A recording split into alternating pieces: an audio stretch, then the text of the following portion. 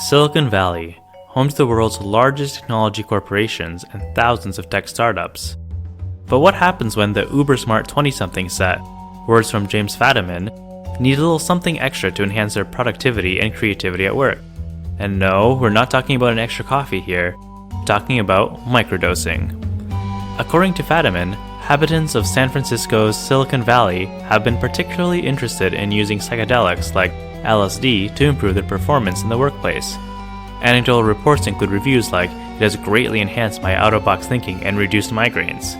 Bear in mind, the come-up of microdosing in the Silicon Valley is just one example. In the last 10 years, interest in using psychedelics to treat medical conditions like PTSD and alcoholism has also resurged. In this episode of #Health, we'll be talking with psychedelics researcher Dr. Ken Tupper from the University of British Columbia, as well as researcher and psychiatrist Dr. Rick Strassman, who was the first to undertake psychedelic research in humans after a 20-year international lull since the 1990s. We'll be discussing how psychedelics work, their potential dangers, and if they can have a therapeutic benefit for certain medical conditions. #Health is proudly supported by the University Students' Council at Western University. Please note that the content of this podcast in no way constitutes medical advice. For any health-related questions or concerns, please contact your physician. First up, it's Dr. Ken Tupper. My name is Kenneth Tupper. I'm with the British Columbia Centre on Substance Use. I'm also an adjunct professor in the School of Population Public Health at University of British Columbia. And my interest in psychedelics goes back, essentially since I was a teenager. A very influential book I read was Aldous Huxley's Island. In his last major novel, Island, Aldous Huxley writes about a future society that lives on the fictional island of Pala, which is named after a town near Mount Palomar in Southern California. Pala is described as an oasis of happiness and freedom, which is thought to be a result of combining the best aspects of East and the West, that is, combining spiritual practices with scientific ones. Palanese citizens always strive to live in the moment, to meditate frequently, and to pursue spiritual fulfillment. In the novel, inhabitants of Pala often use moksha medicine, a local psychedelic which Huxley describes as a yellow mushroom.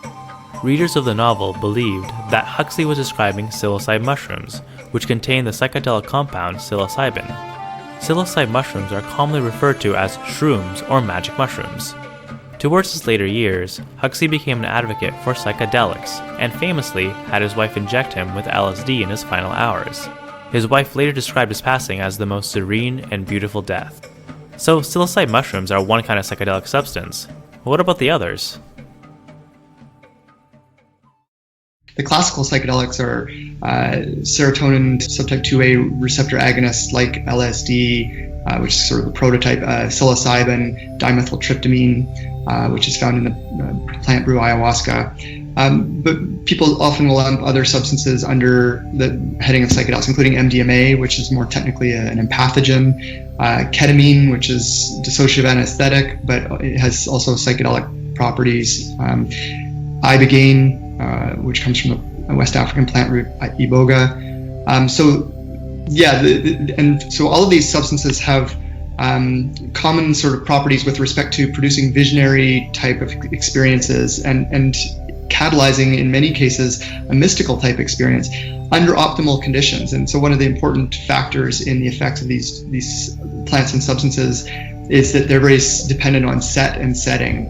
The psychological mindset that people bring to the experience in terms of their personal psychological history and the intention that they bring to it, as well as the environment in which they have the experience, whether that, going to a rock concert or an electronic dance music festival, or going to a therapist clinic, or going to a ceremony in the jungle. These are all very important factors in what kinds of experiences people will have. One characterization, I think, was Stanislav Grof, one of the seminal LSD researchers in the 1960s, described these as non-specific amplifiers of the psyche. So kind of whatever's already there will be sort of amplified, including, both positive and negative. And there's almost a yin-yang element in these things, that there's both potential for dark and light, or healing and then potential harm. They're not risk-free, but under, again, optimal conditions and with the right sort of guidance and preparation, definitely there's potential for full healing and learning. Dr. Tupper mentioned that classical psychedelics work on a receptor in the brain called the serotonin subtype 2A receptor. You've probably heard about other neurotransmitters, like how adrenaline makes you pumped up, or how dopamine is related to feelings of reward and pleasure. Put simply, psychedelics work to increase the sensitivity or function of a receptor called the serotonin 2A receptor, which increases the serotonergic activity in areas where the receptor is expressed. This is what's thought to be the underlying mechanism behind the induction of states of altered perception, thoughts, and feelings people commonly associate with psychedelics. Normally, these types of experiences can only be achieved while dreaming or while having a strong religious experience. The original interest in psychedelics was in psychiatry, and Canada was actually a world leader in this area back in the 1950s. In fact, the word psychedelic was coined in Saskatchewan by a British psychiatrist who was recruited to work in the Weyburn Mental Hospital. And so they were interested in mental illness and addictions, and particularly alcoholism. So one of the major areas of research that went on at the time was treating people with severe alcohol use disorders, as we describe it now, with drugs like LSD to catalyze some kind of mystical or spiritual insight about one's life and with the potential of changing behaviors. And there was definitely some potential benefits that were shown in the research at the time. However, also methodological challenges with respect to how to study these substances. The randomized control trial design was sort of being imposed by the scientific community as the gold standard for determining medical efficacy. But the double-blind randomized control trials at the time didn't seem to fit with this sort of psychedelic experience. And even today, even though the RCT design is being used for psychedelic research, there's still challenges with respect to preserving the blind between, just discerning. Both subjects and clinicians can typically discern the difference between who got placebo and who got the experimental medicine. And so other studies that were going on at the time included looking at anxiety and depression associated with end of life.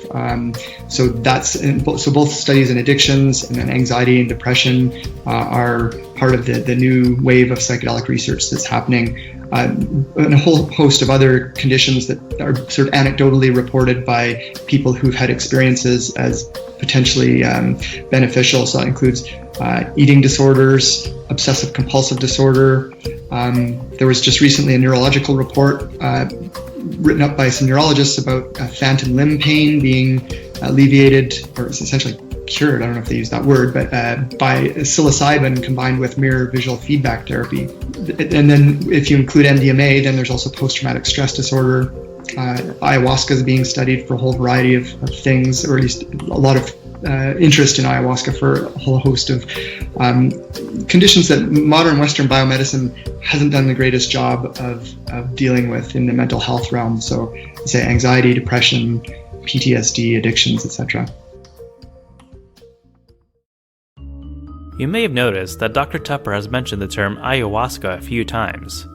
Ayahuasca is a distilled essence prepared from a mixture of two plant components, the bark from Banisteriopsis caapi and leaves from Psychotria viridis. The Psychotria viridis leaves are what contain the hallucinogen DMT or dimethyltryptamine, and the tree bark contains chemicals that inhibit the liver's breakdown of DMT.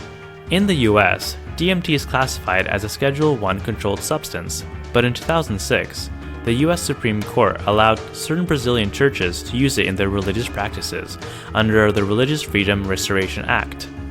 Several psychedelic drugs are still listed as a DEA Schedule I drug. According to the DEA, drugs in this category A have a high potential for abuse, B have no current accepted medical indication, and C lack accepted safety levels for use under medical supervision. Other Schedule I drugs include heroin, marijuana, and bath salts. In Canada, psychedelics like psilocybin and DMT are actually classified as Schedule III drugs, meaning that they have a lower potential for abuse and are less likely to result in physical and psychological dependence. Interestingly, before psychedelics were used recreationally, psychedelics were used medically in the field of psychiatry. This was between the 1950s to the mid-1960s, where thousands of papers were published on the effectiveness of psychedelic therapy for psychiatric conditions, and conferences on the topic were held all around the world. In the 1960s, however, use of LSD and marijuana by rebel groups who were against the Vietnam War began to increase. At the time, this came across like these drugs, psychedelics included, were perverting the minds of the youth.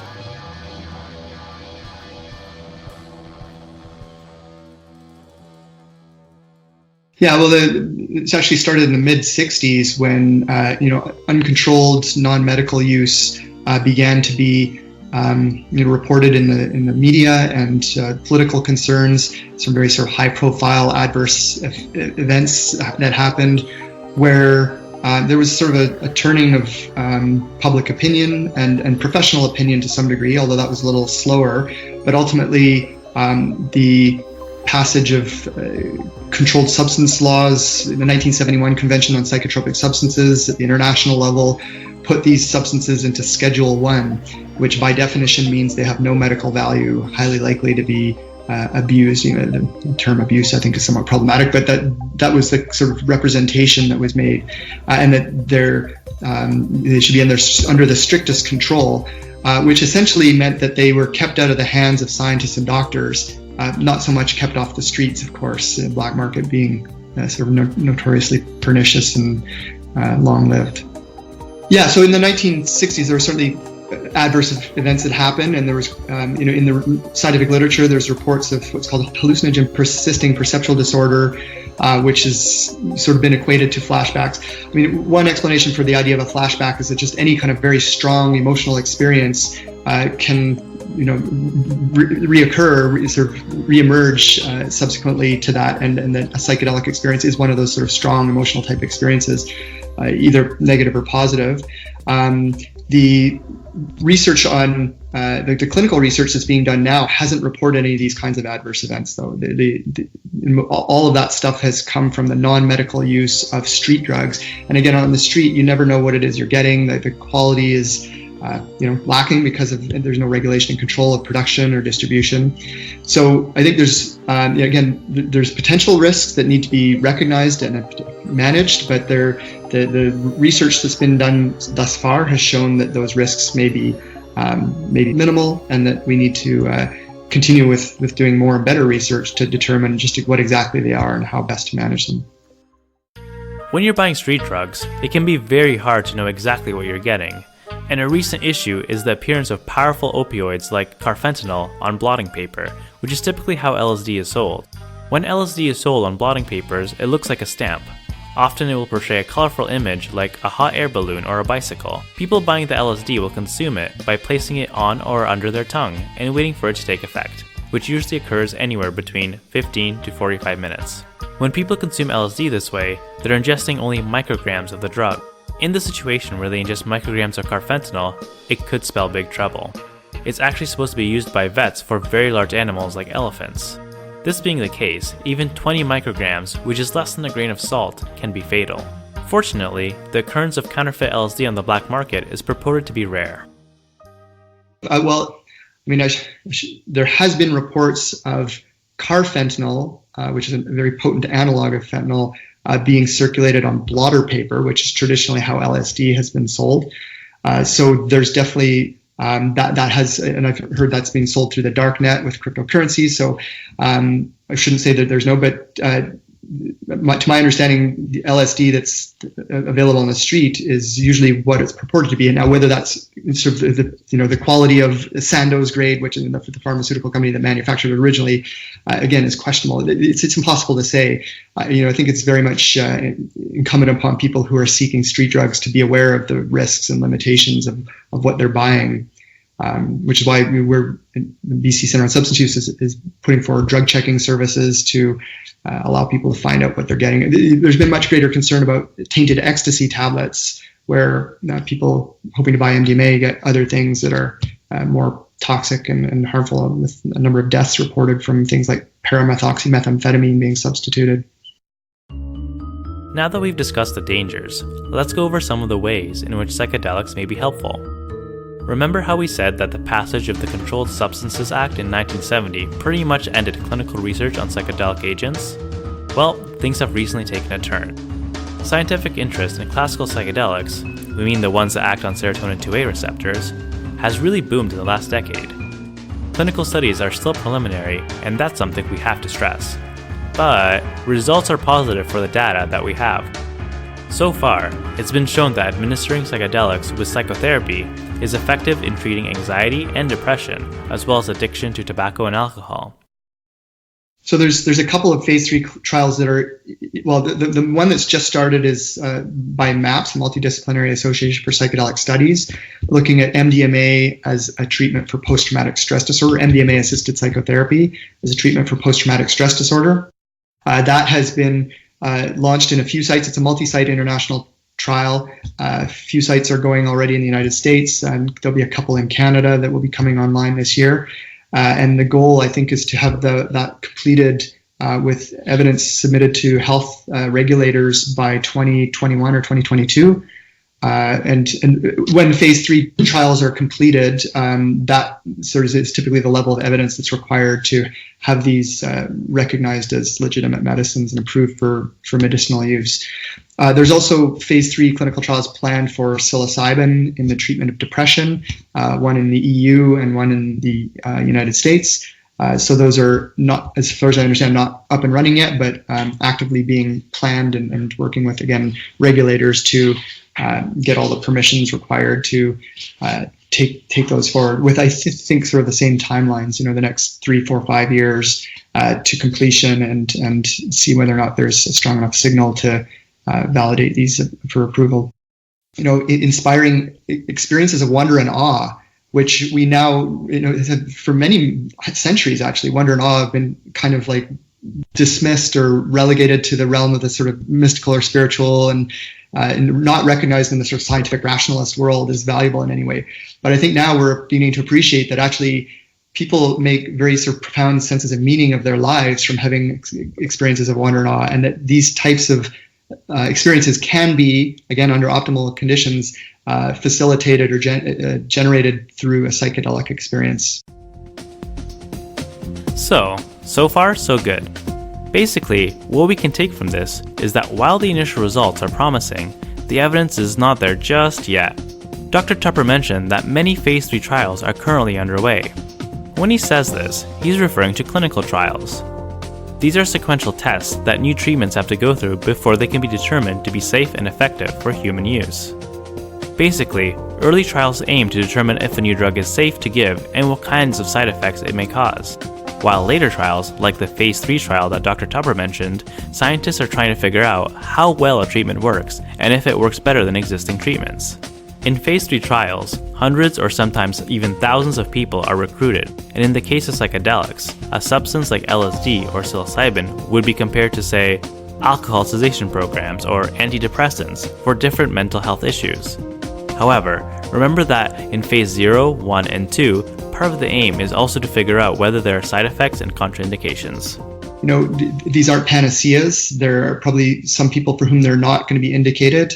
If you have underlying potential for psychosis or schizophrenia, there's groups of people who probably wouldn't be advised to use these things. And then there's questions about other types of concurrent issues. But generally, what's been shown in the scientific studies that have been done so far is that safety and efficacy can be, again, realized with careful, controlled clinical studies, as well as the practices of things like ayahuasca drinking, the peyote use of the Native American church have been studied to some degree and recognized as having potential value for the people who engage in those kinds of ritual practices with plants. What we found most interesting in all of this is the potential for treating addiction. We did some further digging and found that since psychedelic drugs often exert long-lasting changes to behavior and cognition, they are thought to be good candidates for addressing already established addiction behaviors. A meta-analysis of the existing data, which came from 6 different trials, showed that there indeed was a beneficial effect of LSD on alcoholic misuse, and that even a single dose of LSD, when used in conjunction with psychotherapy or alcohol treatment programs, was associated with a decrease in alcohol misuse. However, only one of these trials was recent. The rest came from the 50s and 60s. The one that was recent did show, though, that after taking psilocybin at either 1 or 2 sessions, participants with alcohol dependence had significantly improved abstinence, even 36 weeks after. Other studies have shown similar results. For example, another similar clinical trial was recently performed to test the impact of psilocybin on smoking cessation, and found that 80% of patients were smoke-free after 6 months.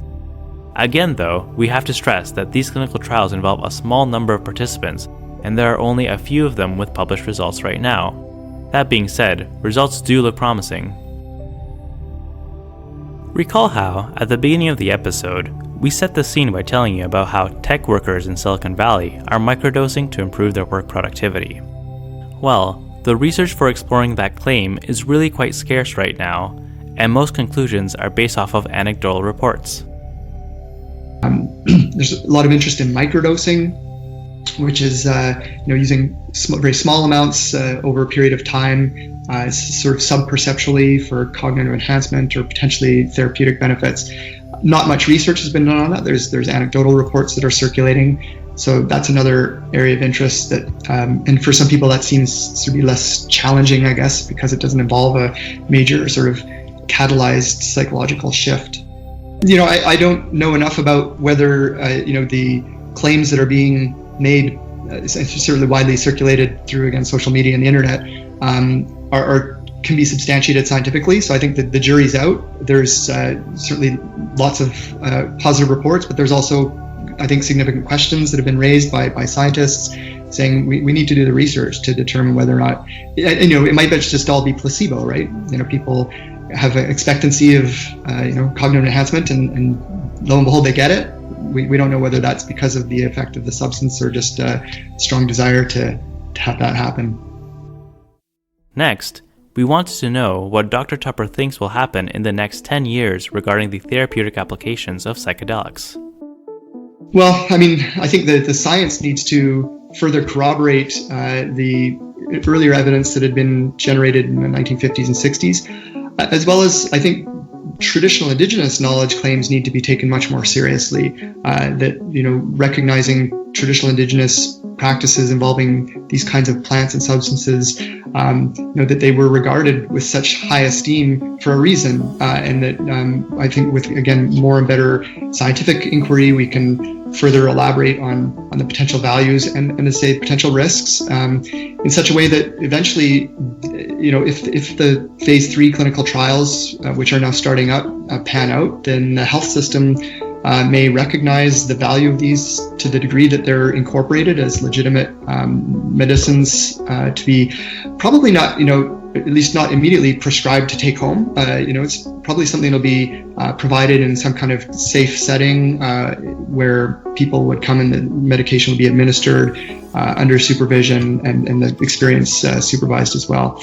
The non-medical use is likely to continue. Ceremonial practices are likely to continue, and anybody's guess as to how that's going to play out. Certainly, there's booming interest globally in ayahuasca. There's ayahuasca ceremonies happening all over the world, places like Iran, Taiwan, Thailand, South Africa.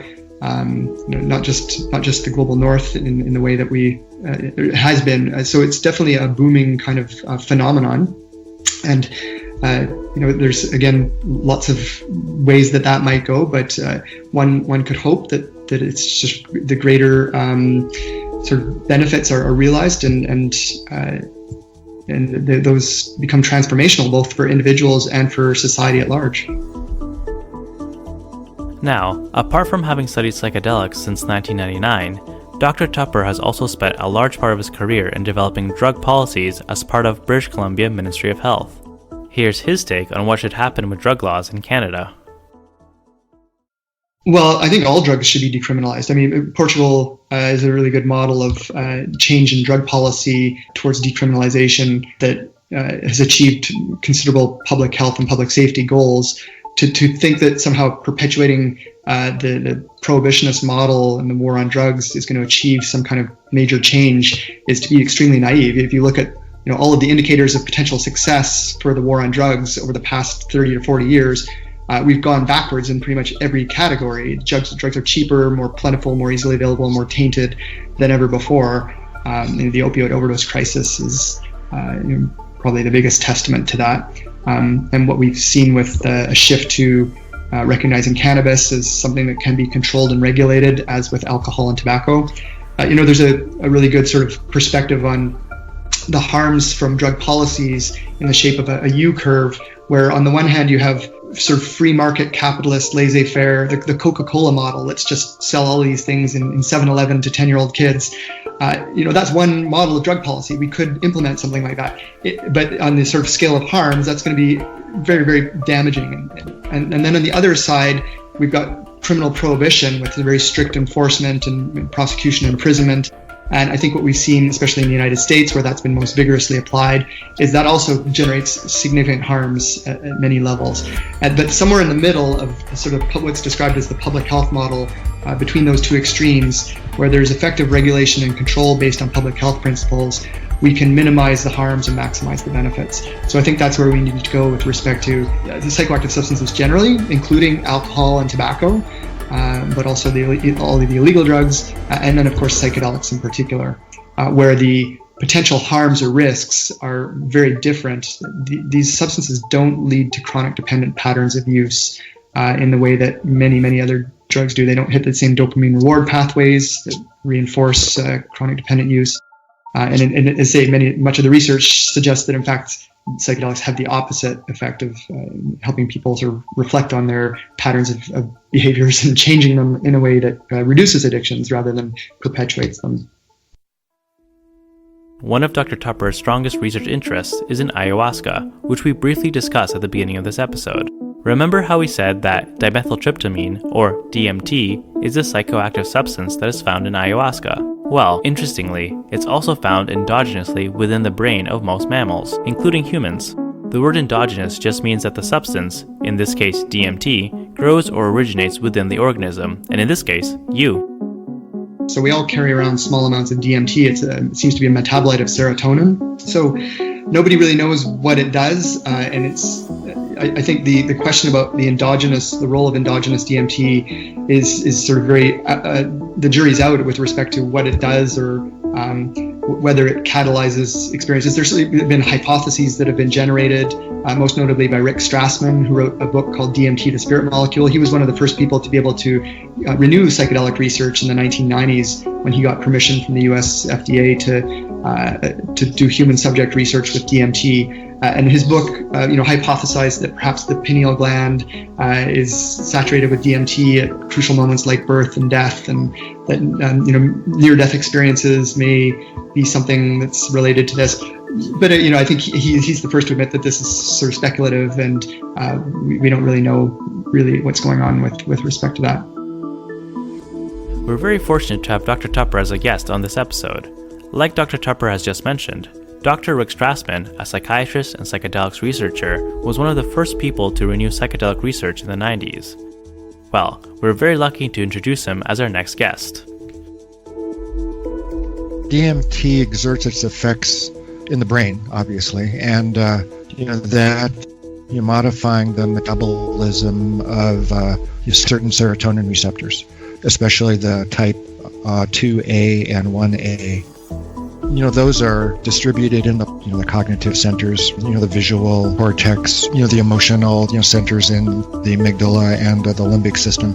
And it occurs in the natural world.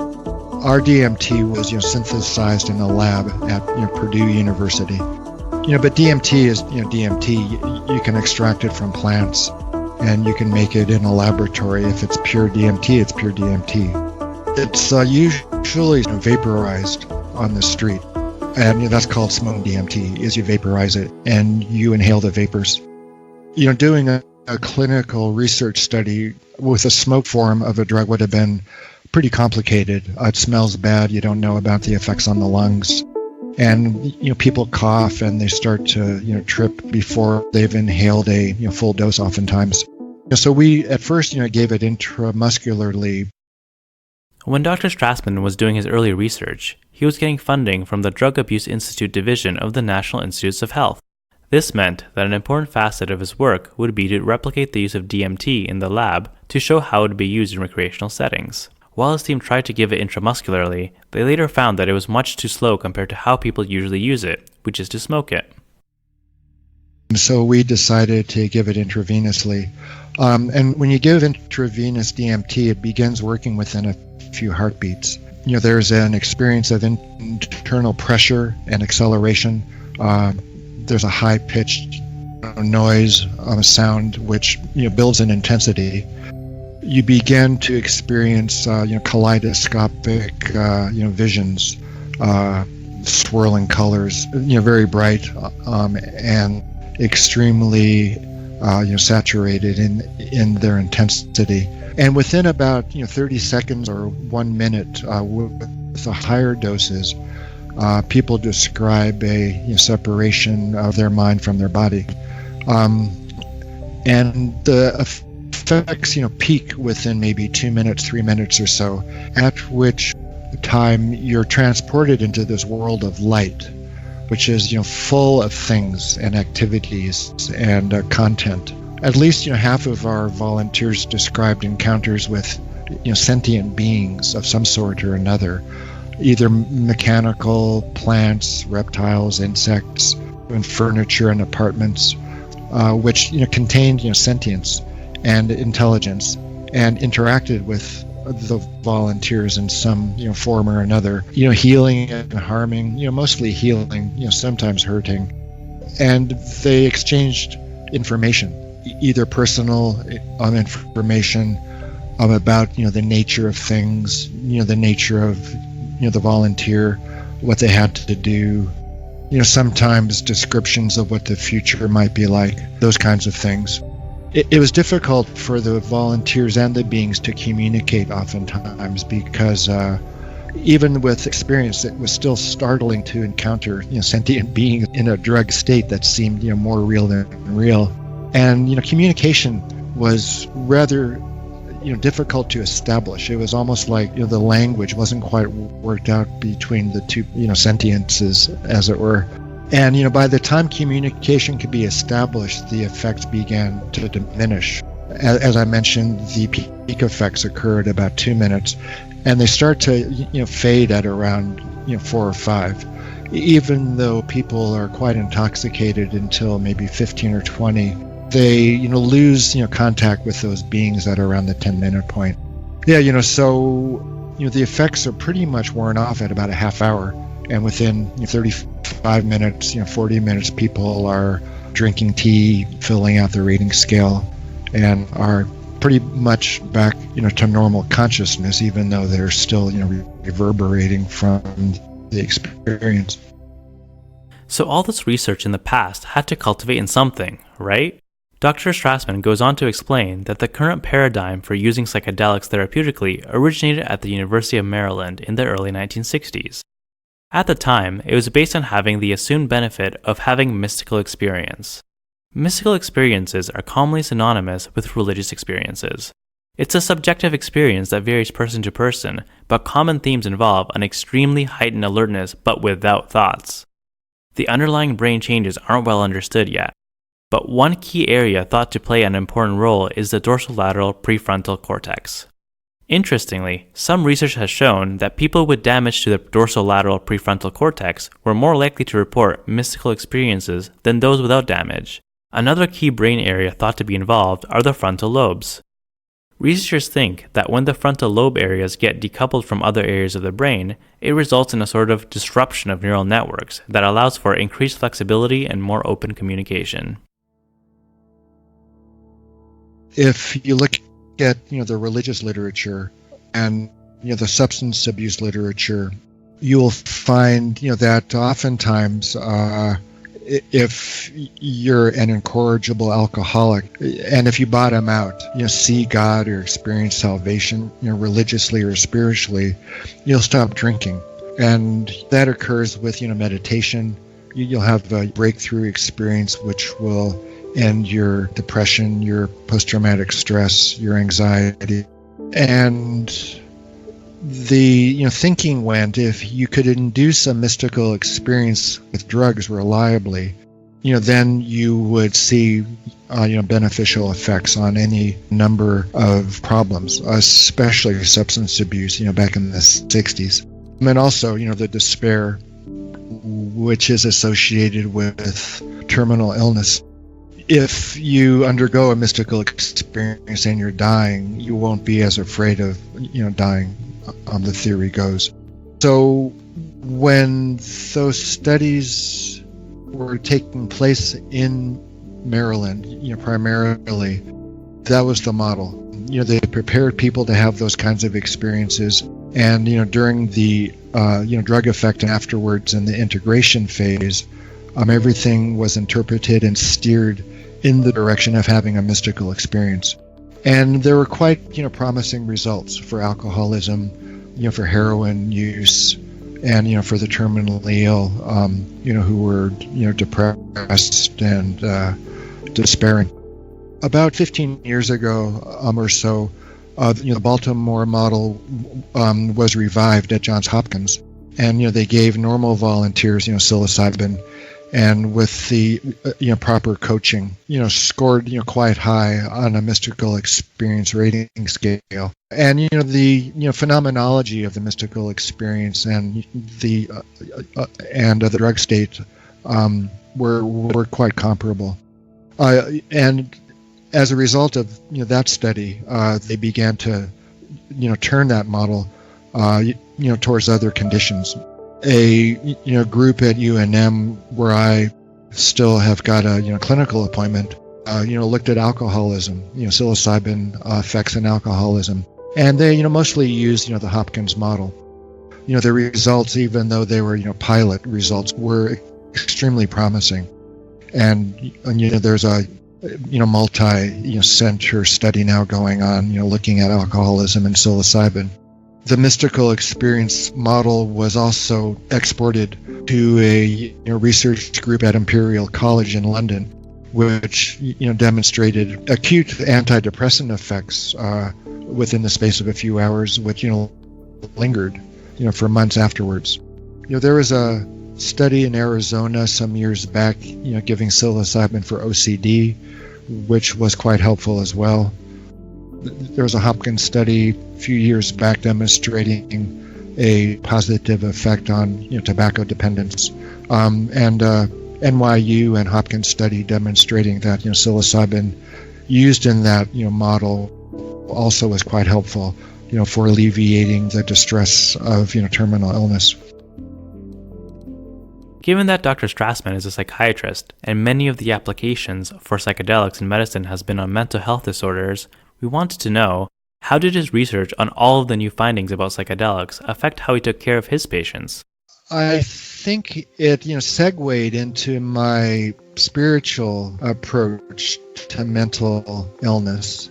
And I guess I can give one example, which I used to use with my schizophrenic patients who were reluctant to be on antipsychotic drugs. And they'd be dissociating.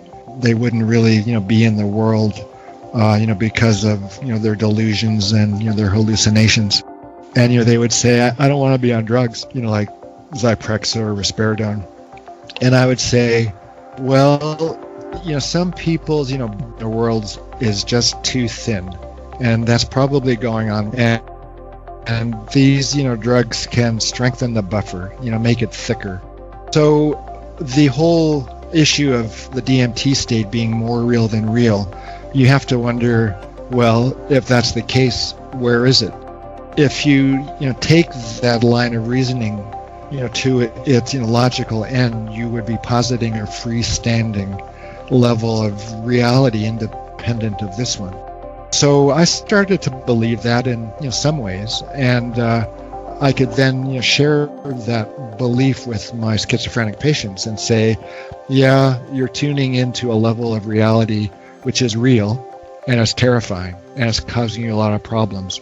And I'm not saying that you're crazy or that you're imagining this. It's really happening. I get it. And you need some strengthening of the barrier between this world and between that world. And antipsychotic medications can help. Given all the potential applications for psychedelics in mental health, it would be nice to know how it works. Knowing that could potentially allow us to know the answers to questions like, does it matter which psychedelics you use if you're using it with the intention to treat a mental condition, or is it the psychedelic experience itself that has a therapeutic effect? Well, That's an interesting question, and I think we need to be, careful to not prematurely close the door on what is, the mechanism of how, psychedelics can heal. I think what is going on, and my ideas are pretty much out of the mainstream, but still, partake of what is, known about psychedelics, and that is that I think what they're doing is enhancing the placebo effect. If you look at some of the older literature, if you combined hypnosis plus LSD, you would have a lot stronger response, than in the pure condition of only taking LSD alone. So if you suggest things to people and you combine, that suggestion with LSD, the experience on LSD is much stronger. And there were some old studies and a repeat of that study, from Imperial College a few years back, which, demonstrated that small doses of LSD increase suggestibility.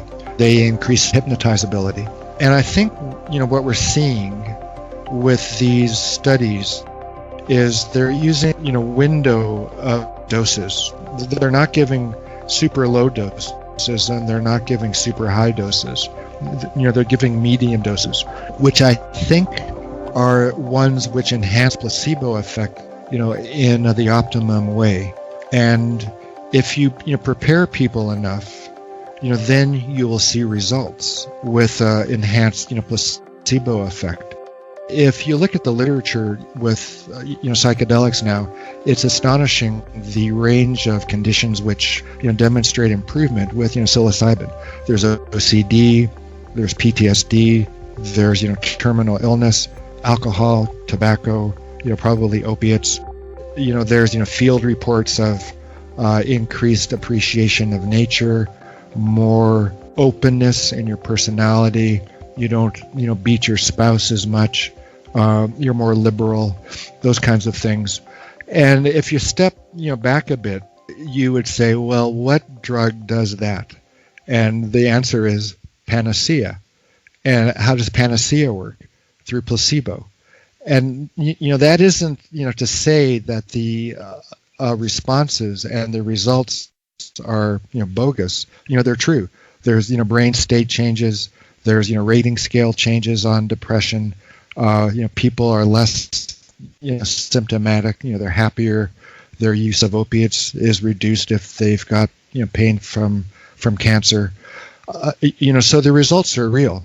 Placebo effects are real. They're, biological. They result from the enhancement of the body's own healing mechanisms, especially immune and inflammatory responses.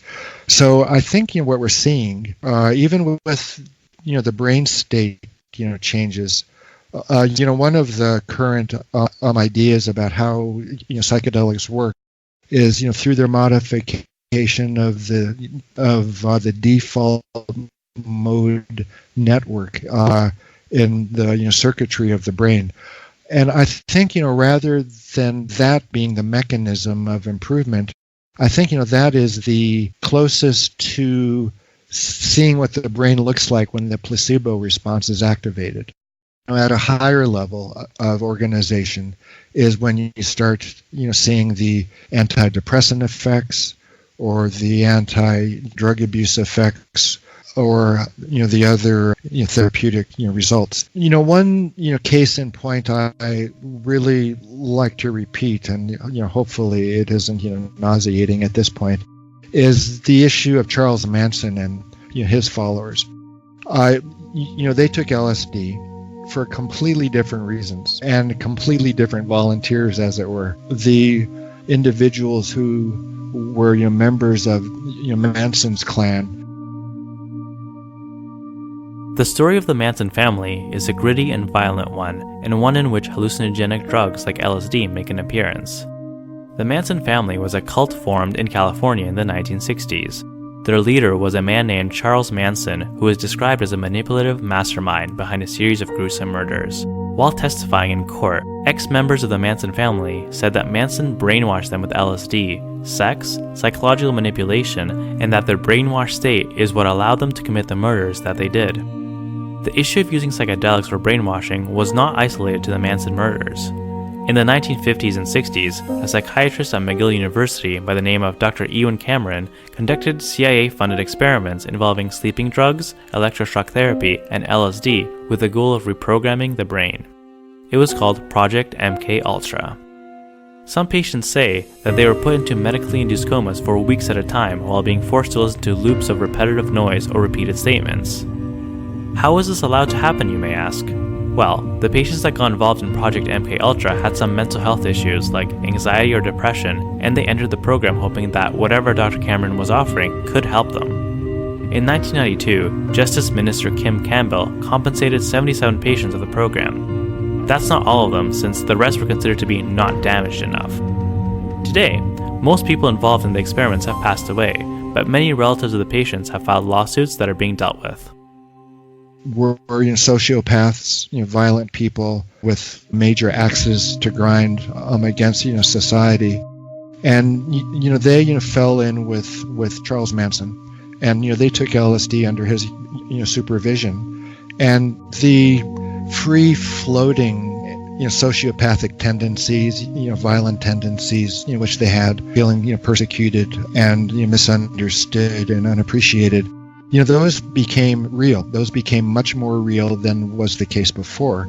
And especially the organizing, principle, instead of the mystical experience, was this very strange, model of helter-skelter with a, race war and Manson and his, family being the rulers after the African Americans defeated the whites in a race war.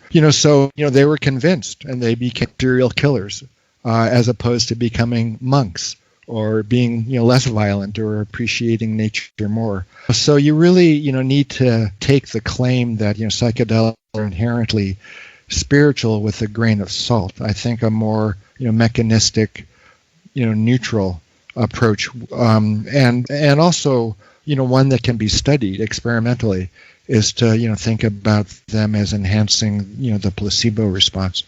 Next, we wanted to know what Dr. Strassman thought about how solid the research was for using psychedelics therapeutically.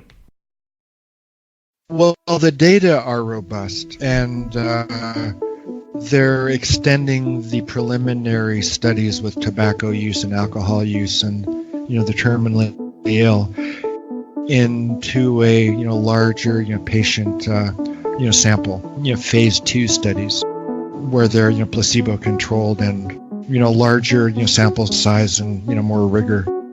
So the FDA is impressed enough to approve phase 2 studies, and once those are done, I think the results will be strong and will allow researchers to extend into phase 3 studies.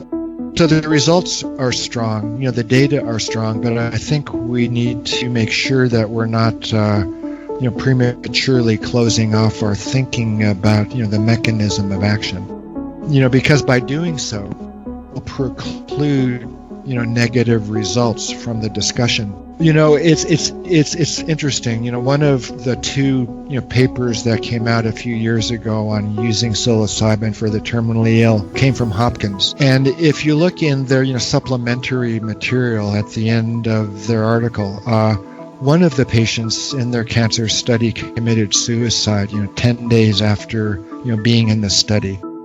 And I snooped around a bit to, find out, what happened there. And the story is that the volunteer got a low dose of psilocybin and she didn't have a mystical experience.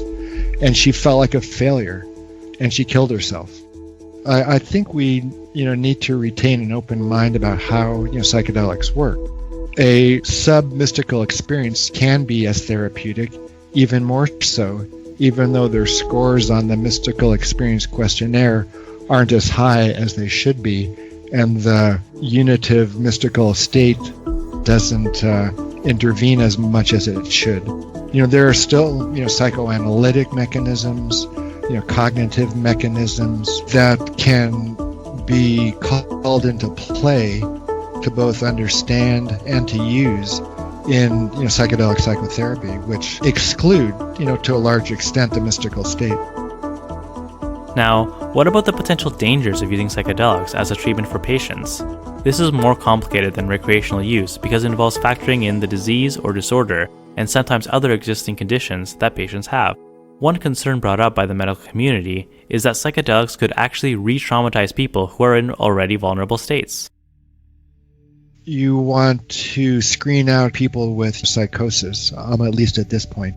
You might be able to study schizophrenics or people with severe mental illness at some point, but that's a different discussion. You want to establish rapport with the volunteer so that they'll be able to rely on you if any tough situations emerge during the drug state.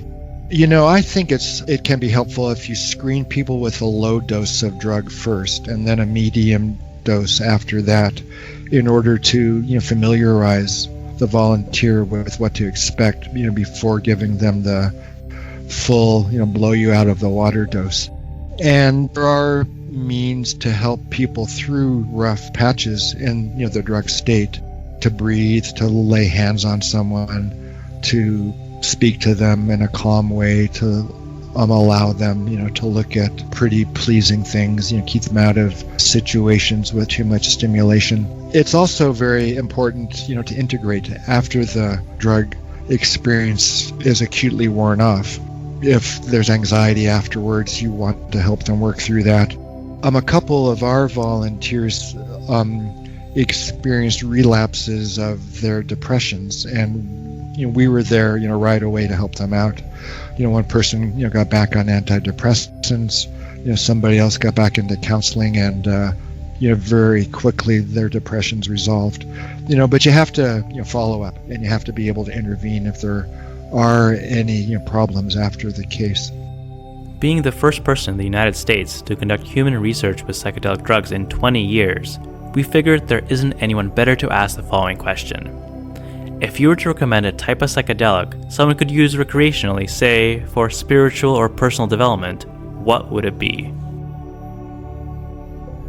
Well, what would I recommend? I guess I'd never recommend anybody take, psychedelics, number one. And number two, I don't recommend anybody break the law. But those caveats being said, psilocybin is a good choice. It's 6 hours or so. It's a manageable amount of time. You can titrate the dose to medium, low, or high. But obviously you would need to take it in a supportive setting. Be it recreational, therapeutic, or spiritual. So that's all for this episode of #Health. We hope that you learned a lot about psychedelics and how they can be useful in addressing many of today's mental health problems. We want to thank Dr. Kenneth Tupper and Dr. Rick Strassman for their contributions to this episode. If you enjoyed this episode of #Health, please remember to rate our show and subscribe to be alerted when we post new content. We're also on all major social media platforms, so go on and check us out if you're interested in seeing some bonus content. This episode was written and produced by Mary Nguyen, and I'm your host, Daniel Semenoff. Thank you again for listening to our show, and until next time, this is #Health.